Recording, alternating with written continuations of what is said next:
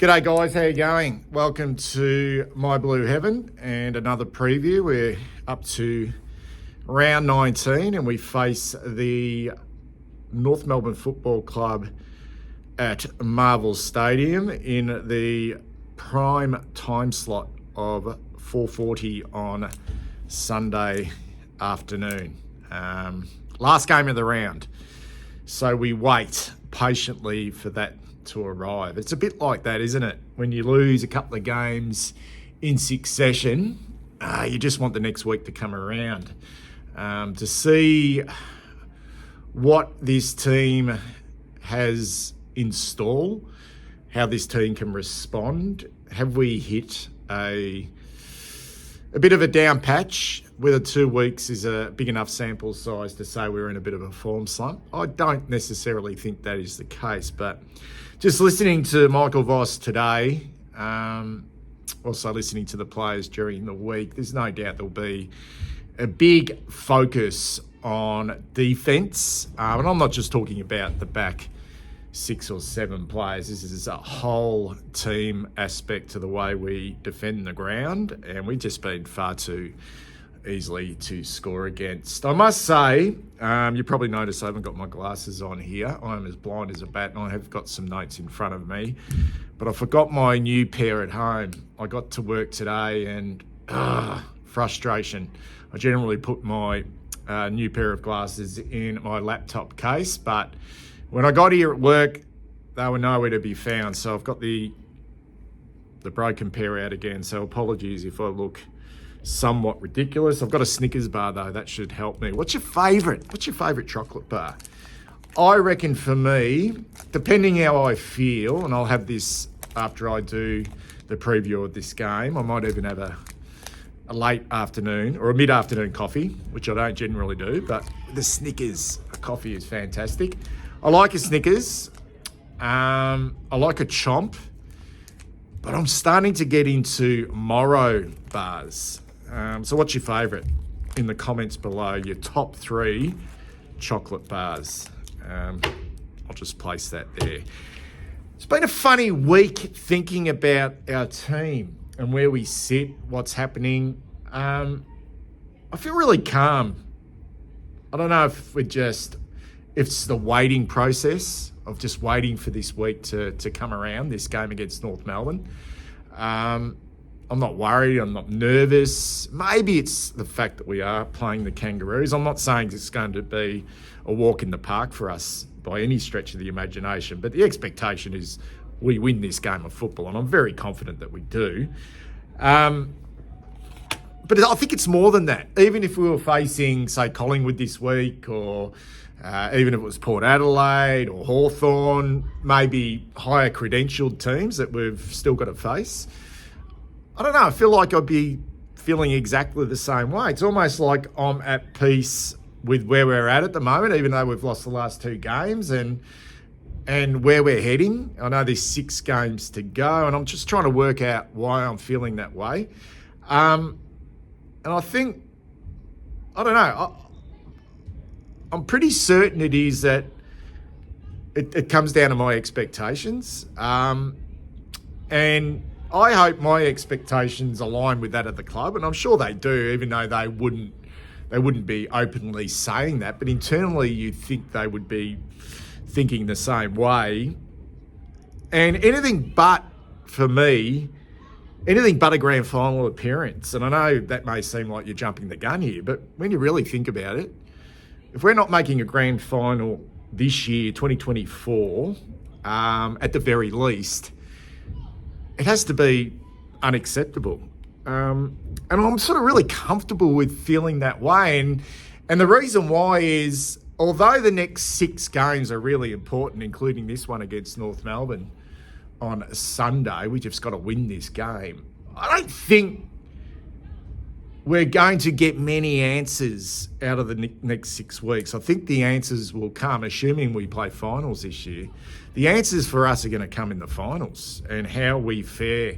And I really see it that way. And look, we could fall off the perch. I mean, I'm assuming we're going to be playing finals. I think we're a strong enough football team. We've proven we're a strong football team. 2 weeks back, many were saying we were the second best team in it. Some were even saying that we were every good as the Sydney Swans. So we've proven that we can play the game, and our brand of football is very strong, and it stacks up in biggish type games. So there are no excuses. We're relatively healthy.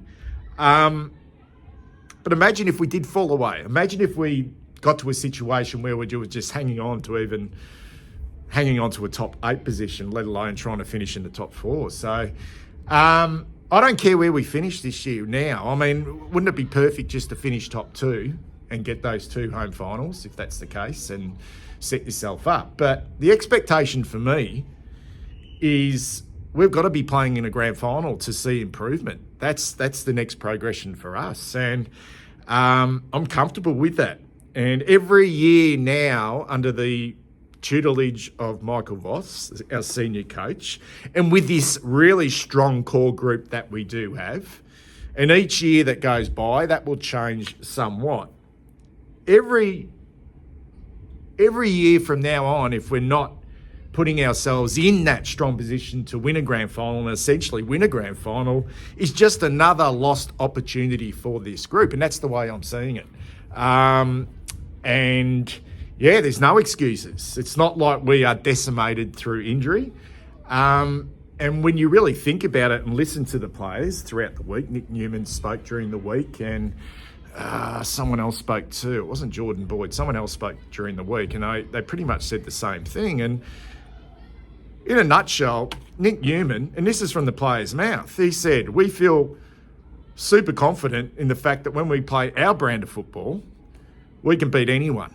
So there it is. We can beat anyone. So that's what our players, that's what our club are telling us, that we can beat anyone. So this is on. This is no excuse time. We drop away, we fall away. That is completely unacceptable, and questions need to be asked. So I feel like the position I'm in at the moment is that I expect us to respond. I really do.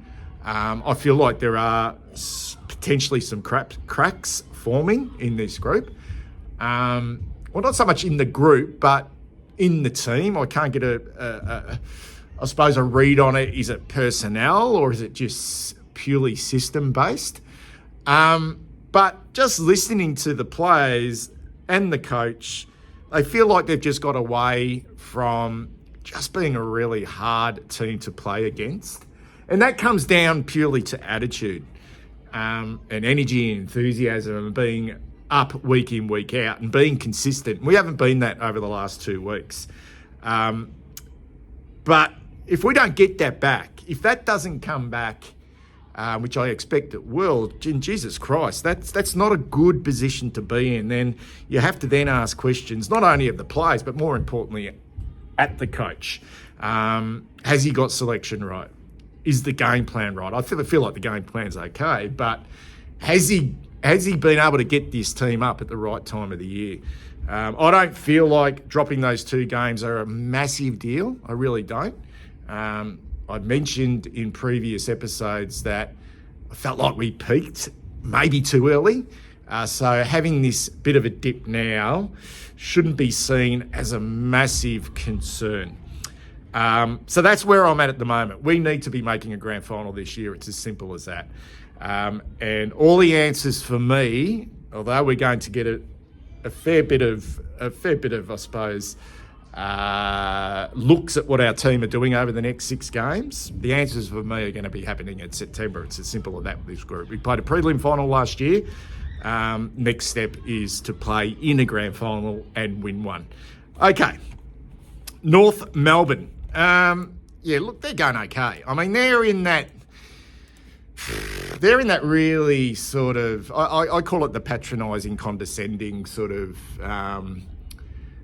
period where, the media outside fans, opposition fans will be saying things like, geez, you'd be super excited if you're a Kangaroo fan. The future looks bright. So it's always about the future, not necessarily the now. Even though you're going along to the football, and we've been that as a supporter base, we've been there. I always used to say when we were coming through that stage, like in North Melbourne, that these good young teams, and if North Melbourne are a good young team, you do take a scalp. You do take a scalp along the way. So there's no doubt if this is a really promising North Melbourne team, they could win this game. But I can't see it happening because good up and coming teams like Brisbane did when they started to build under Chris Fagan, they took a few scalps before they then shot up the ladder. We didn't necessarily do that in our build. Our build was a lot slower. Am I expecting North Melbourne to take it right up to it this week? I certainly am. They were really quite average against Sydney last week. They've only won the 2 games. They sit 17th on the AFL ladder. They've beaten the Gold Coast Suns, who everyone is beating the Suns away from home. They beat the Eagles over in the West, which was an okay win. But other than that, it's been a pretty, I wouldn't say a disappointing year for them because their last, say, 6 to 8 weeks has been relatively consistent. They're starting to build, I suppose, some stability on field and getting some players back in the key position stocks. I'm not going to go right through their team. We know they're really good players and they're all relatively young. Through that midfield. And one area of our game which has been down has been the inconsistency of our midfield. And there are some genuine question marks on that midfield.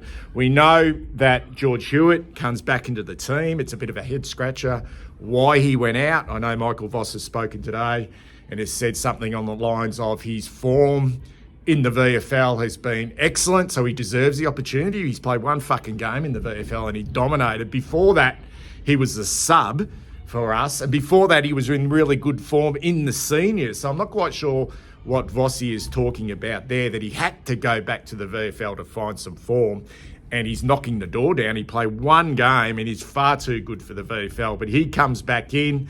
Great to see one player really earn his spot in this senior team, and that's Jesse Motlop. Maybe that's more around his body and his fitness rather than his ability.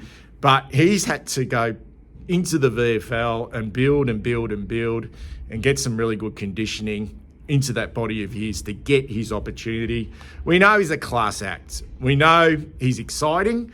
I'm not actually expecting a huge game from him this weekend. I still think it will take a little bit of time for him to find his feet. Hopefully we get some real excitement, but hopefully we get that real energy in regards to defensive pressure, because I think that's been an inconsistency of all our small forwards throughout this year. Okay, when they're on defensively, they're fantastic, but when they're slightly off, it really does affect the way we play. It affects our team defence. So at the very least, I want Motlop to bring the heat, and hopefully on the back of that heat, he does get some opportunities. Just looking at our team, and I understand we have a really tight turnaround. So we play 4 o'clock on this Sunday, and then we've got to play a Friday night game at Marvel Stadium against Port Adelaide. It's not like we have to travel, but it is a very short turnaround. So the team is interesting. I know it's an extended squad at the moment. So who knows what they're thinking along those lines, which players may need a rest. But I think we get an indication of the omissions, and there's only one at this stage, that's Brody Kemp, of what's going on. As I mentioned, Motlop will play, Hewitt will play, although he's been named on an extended bench. So also bring David Cunningham, Jack Carroll, particularly Jack Carroll's been outstanding in the VFL. And an interesting one there is Sam Durden over Lewis Young, as a sneaky chance of coming in as a key defender, although I do not think that he will come in. He'll be one of the emergencies. But looking at that extended bench, guys, we've got Jordan Boyd, George Hewitt, Matthew Cottrell, Matthew Owies, David Cunningham, Jack Carroll, Sam Durden, and Mark Pittonet. That's a bit of a mouthful there. We'll pick 4 from that, including the sub. With Kemp going out, Boyd's safe. Boyd will play. Hewitt comes in. I got a feeling we're going to play 2 rucks again. Not that I really agree with it, but they do go in with a very informed ruckman and Tristan Cherry and another big fella in Teakle they got from Port Adelaide in the mid-season draft. He's a big boy. So maybe they do go in again with the 2 ruckmen. I feel like Matthew Owies will play unless he's a sub. So I'm going to go Boyd, Hewitt, Owies and Pittonet with maybe David Cunningham as the sub. I feel like Matthew Cottrell needs to be dropped. I'll be very, very surprised come 5:30 this afternoon if I see Matthew Cottrell in this team. Considering that they've dropped Brody Kemp, which is a really interesting one. I understand he's been in some pretty ordinary form, but so has Matthew Cottrell. I think he was gifted a return into this team. I really do, and his input and impact, even defensively, has been poor. I'd be gobsmacked to see him in this team. It might work this week. It really might work this week, considering we're only playing North Melbourne. But I don't think that would send a particularly good message just to drop one player in Brody Kemp. It's an interesting one dropping Kemp though, isn't it? I'm looking at that, and I think that is regardless of team defence, you always want your back 6 or 7 to defend strongly. And any good team with a team defence and the way you set the game up, and our scores from stoppages have been terrible, and we've put our backline under extreme heat. You want your mids, you want your half forwards, you want your wingers to be putting a lot of pressure on to protect your back 6 or 7, but eventually you do have to defend and defend strongly. I think there's always been a question mark on that second gorilla, who that is. I know Jacob Wiedering is a superstar and easily our best key defender, but who is his real support down there? I just don't think we've ever nailed that. And I've got a few concerns with that. Kemp's been in and out of this team. It hasn't worked. I know Voss has said today that he will go back and he's using this word chase. He will chase what he needs to improve on. And I'm not putting a line through Brody Kemp. I just don't think he is that second key defender. And that's what we're asking Brody Kemp to do, because I don't see that as Mitch McGovern either.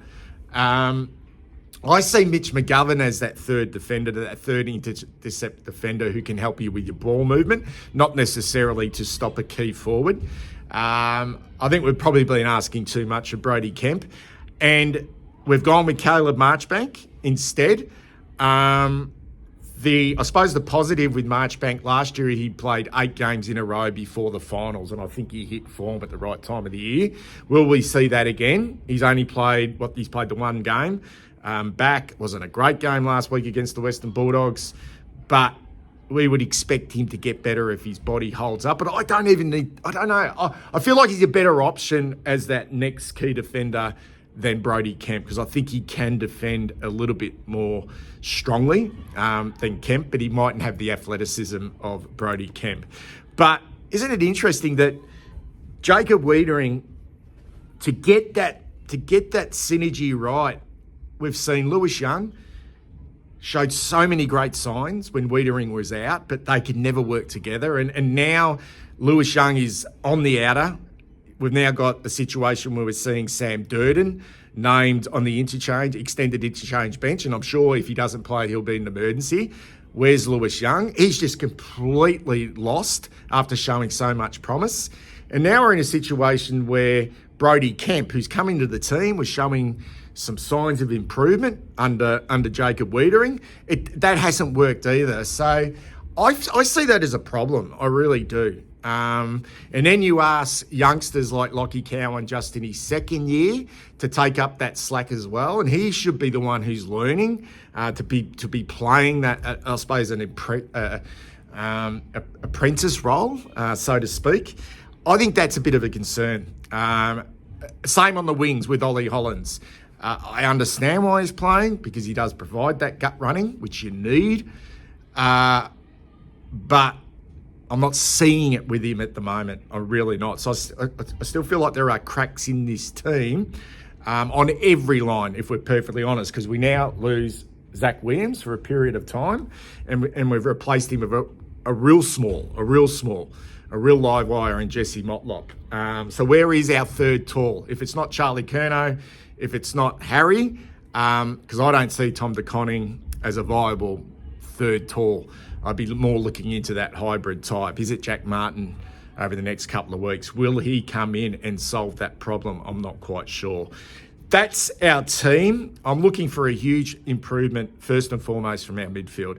I think it's been down. Chera, Walsh, trying to get that mix right with Kennedy, bringing Hewitt back into the mix as well is important. What does that look like?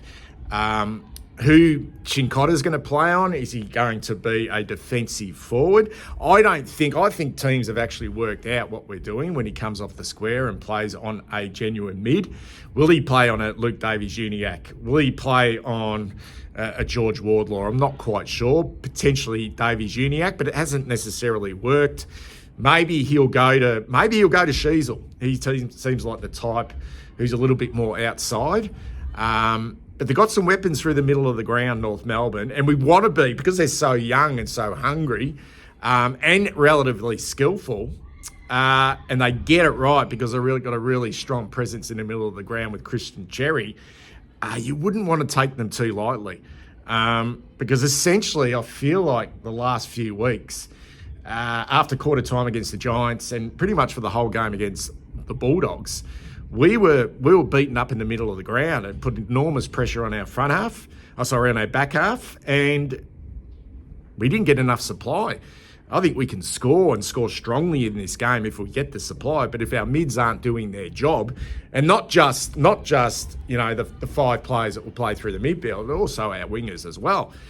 We can't just rely on Blake Acres to be doing all the heavy lifting. We need a bigger impact from Ollie Hollands. It will be interesting to see, guys, who's in the rotations on the wing. Just looking at that team, this is why I sort of get this yucky feeling in my guts that Cottrell will survive. But will it be? It could potentially be a Sam Walsh. I think a lot of us have been talking about potentially putting a Sam Walsh on the wing, because you can see, looking at North Melbourne's ins and outs, they've dropped Curtis Taylor. Callan Dawson, a key defender, comes out, meaning maybe Griffin Logue comes back in for his first game after a knee reconstruction. I feel like they'll play Will Phillips. He's been named on an extended bench, and maybe he goes to Sam Walsh. Considering what opposition have been able to do to Sam Walsh over the course of this year, I think all these down games this year has been when he's been heavily tagged. Anyway, I fully expect us to win this game. I really do. How much by? I'm not quite sure. I mean, we thumped them earlier on in the year on Good Friday. I think it will probably be a little bit closer than that. I feel like they've improved. I also feel like that we're in a bit of a down patch at the moment. Similar to what Sydney were last week. They'd lost 2 in a row. Then they started really slowly against North Melbourne last week at the SCG. In fact, they struggled early in that game. North Melbourne were actually quite strong, but then they worked their way back into form, the Swans, as that game progressed. But I am expecting a win. Anything else is unacceptable. But I'll just finish up by saying, guys, we're in it to win it this year. And if we're not making a grand final at the very least, it's not acceptable. It's as simple as that. You've got to be in a situation where you're improving every year. And every year that we don't get there, every year that we don't put ourselves to be in a position to be winning that grand final is another missed opportunity for this core group, including Michael Voss. Speak soon.